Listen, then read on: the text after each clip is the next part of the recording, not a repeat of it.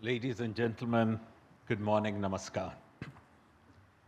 First, I would like to congratulate the Asian Center and Professor Chauhan for being a catalyst in promoting governance and sustainability in the country. I think we need more people like him, more organizations like Asian Center to play that role in our big country. And thank you so much for giving me this opportunity to speak on a subject that resonates deeply with all of us. The intricate balance, as this lovely lady talked about, of sustainability concerning our planet, our people, and profitability. My journey of over 3 decades with Unilever, and particularly as the chairman and CEO of Hindustan Unilever for a decade, has reinforced my belief in the imperative of finding this balance and moving towards a true sustainable future. At the heart of our conversation today is the concept of triple bottom line, the triad of people, planet, and profit. These elements are not simple components of a business strategy. They form the foundation of a sustainable future. We must recognize that a thriving economy cannot be built on the exploitation of people or the degradation of a planet or having a business model which cannot stand on its own.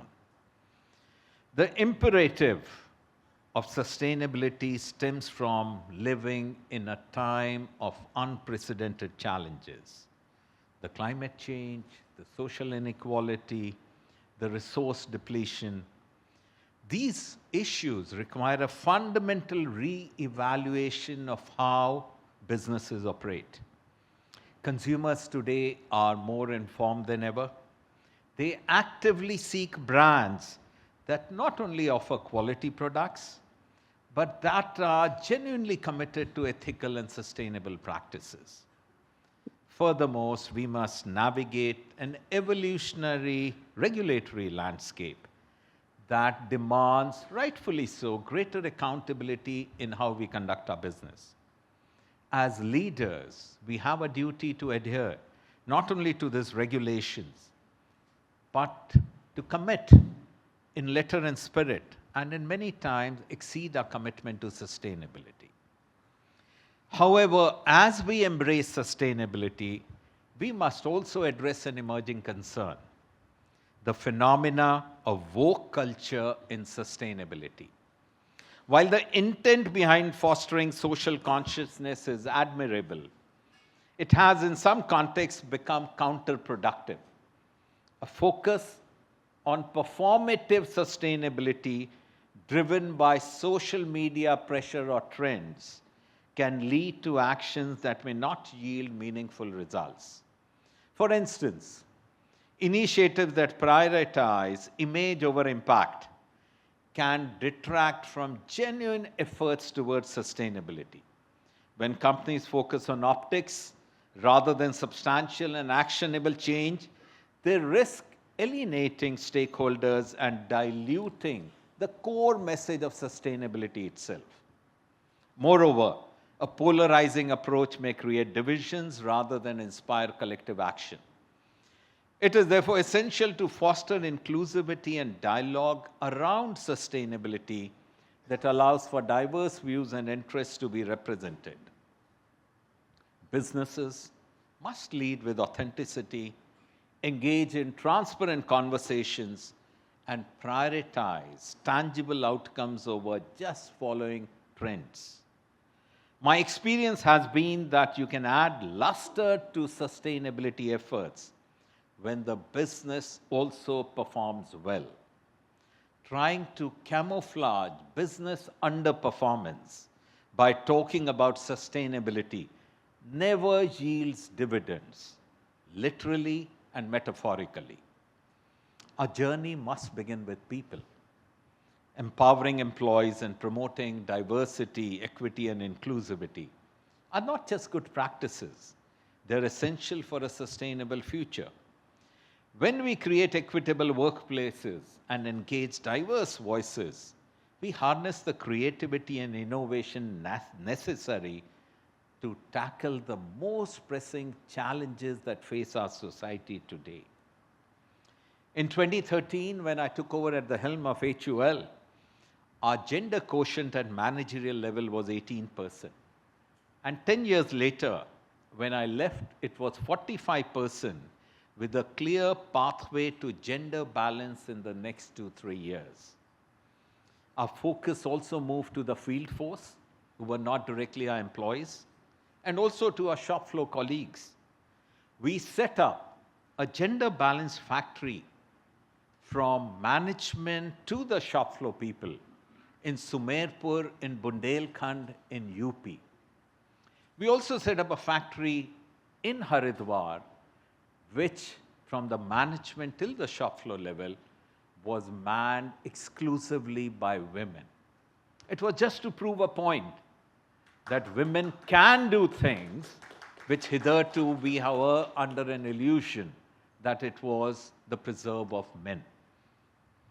Realizing that India will face acute water crisis with depleting groundwater tables and historical mismanagement of water resources, HUL decided to focus on water initiatives to conserve both from the demand side and the supply side.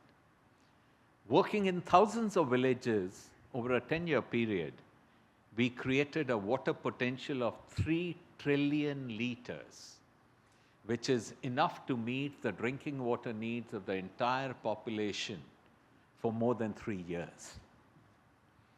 Now, this was enlightened self-interest. If you get up in the morning and you don't have water to make tea or coffee, or if you don't have water to brush your teeth, or if you don't have water to take a shower or wash your beautiful dresses, or you don't have water to clean your dishes, the business of Hindustan Unilever won't exist. And that is the reason we started focusing on water conservation. Water, unfortunately, has not been receiving the attention it deserves. If as a country we cannot solve the water problem, despite the mighty Himalayan rivers, in another 10 to 15 years, the supply of water will be half the demand.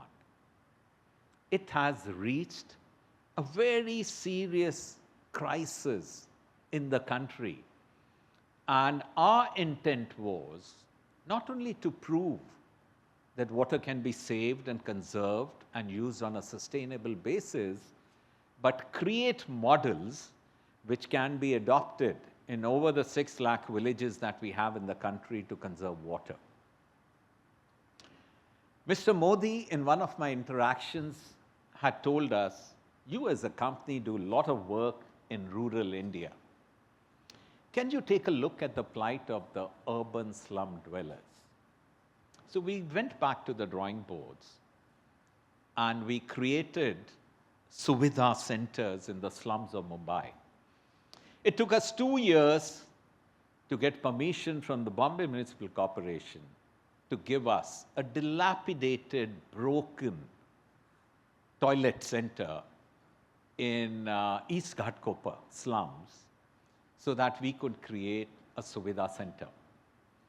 Today we have over 20 Suvidha centers which cater to 500,000 people, which give them a life of dignity, where you have clean bathrooms, clean toilets, where you get clean drinking water, where you have sustainable practices of recycling, and you have a laundromat.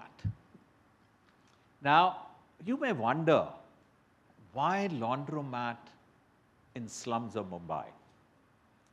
A woman has to get up at 4 in the morning to set up and store a few buckets of water. And one of the most extensive use of water is washing clothes. When you help the woman with creating a laundromat at reasonable price, it frees her not only from the chores, but empowers her to go about and earn a livelihood. When you empower a woman, you empower a family. And that is how we have created a model. Our intent when I left HUL was to create 100 Suvidha centers, saturate the city of Mumbai so that every slum dweller lives a life of dignity. It can be done. And let me tell you, ladies and gentlemen, this was not free of cost. While HUL paid for the capex, the OPEX broke even in the first year. If you create a model and have people pay at a reasonable price, people are willing to pay that cost because it makes such a big difference to their life. Next, we turn our focus to the planet. Businesses must engage in proactive environmental stewardship by integrating sustainable practices into every aspect of operations, from sourcing of materials to production and distribution. At HUL, we were committed to addressing the plastic waste crisis. We collected more plastic from the streets of India than we use in the packaging of our finished goods. This commitment to a circular economy where resources are reused and recycled allowed us to minimize waste and maximize resource efficiency. It served as a model for how companies can foster sustainability by actively engaging with the challenges of waste management. We were very clear that we will reduce the quantum of plastic, reuse the plastic that we use, and recycle the plastic. And very importantly, use plastic which can be recycled, a better substrate as opposed to substrate which cannot be recycled. Now let me address the concept of profit, the lifeblood of a business. First and foremost, earning profit, good profit, is not a crime.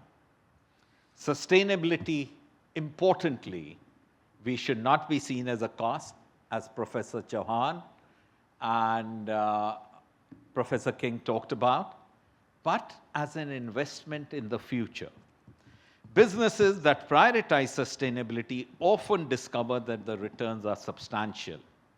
It enhances brand loyalty, attracts new consumers, and unlocks new market opportunities. Till the 70s and 80s, the popular feeling was that if you need to improve quality, you need to increase the cost of products. The Japanese, through the auto industry, changed the notion. They, using practices like TPM, TQM, just in time, they proved that you can improve the quality and reduce the cost. That, in many ways, was the beginning of the downfall of the Detroit auto industry. We are now at a juncture where quality in terms of meeting consumer needs and reducing cost should be going with one more axis, and that is sustainable products. Let me give you a small example from my HUL days.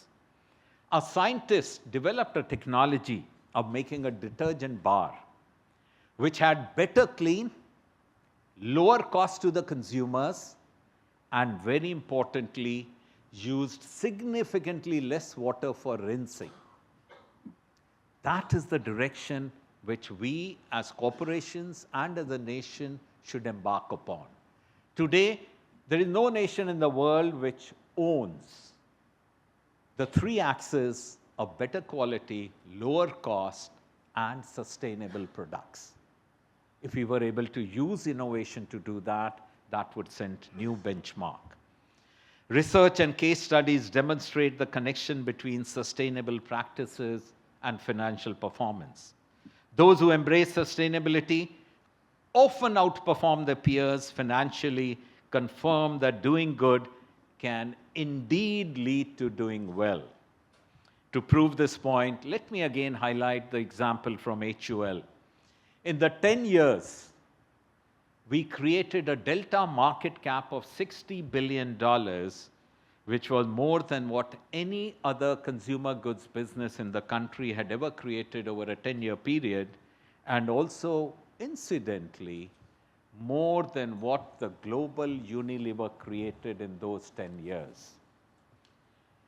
Of course, we must acknowledge the challenges we face in balancing these three pillars. There would be tensions where short-term costs may outweigh immediate benefits. However, this also highlights the need for collaborative approaches among corporations, governments, NGOs, and communities. Let me be explicit. Things like plastic cannot be solved unless the suppliers, the manufacturers, the consumers, and all the players, they come together. We must champion innovative business models that allow us to pursue profit while adhering to our commitments to people and the planet. Purpose-driven brands and corporations show us that a new era of business is not only possible, but it is profitable. Happenings across the Atlantic or the tech company CEOs scrapping their DAI initiatives would have seeded doubts in your minds. Even the last annual letter of the BlackRock CEO, who was a big proponent of ESG, did not mention the word ESG. These are tough challenges. We should not revert to the days of Milton Friedman. We need leaders who believe in profits through purpose. I urge each of you to reflect on your roles within your organizations and communities. What steps can you take to drive measurable sustainability goals? How can you ensure that your sustainability efforts are rooted in genuine impact rather than mere optics? Let us remember that we are at a pivotal moment in history. Each of us has the power to make a meaningful impact, whether as individuals or as leaders within our organization. In closing, let us remember the interconnectedness of planet, people, and profit. The journey towards balance requires commitment, creativity, and courage. Together, we can envision a world where business thrives while positively impacting the society and the environment. Thank you again for your time and your commitment to this vital cause. Let's work together to create a sustainable future for generations to come. Embrace authenticity over performative gestures and strive for real change that benefits all of us. Thank you and God bless.